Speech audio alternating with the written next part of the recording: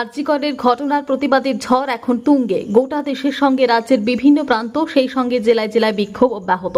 এরই সঙ্গে বিভিন্ন ক্লাব, সংঘ, সংগঠন, কলেজে কলেজে চলছে প্রতিদিন পিকেটিং, প্রতিবাদ এবং মিছিল।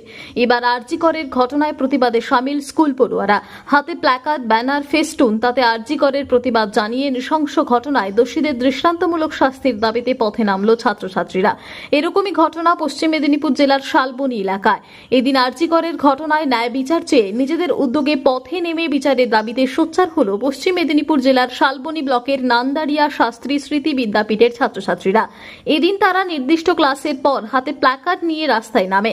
তাতে যেমন আরজিকরের ঘটনায় দোষীদের দৃষ্টান্তমূলক শাস্তির দাবি ছিল, সেই সঙ্গে ছিল পুলিশের বিরুদ্ধে একাধিক স্লোগান ছিল বাঙাল ঘটি এক হওয়ার।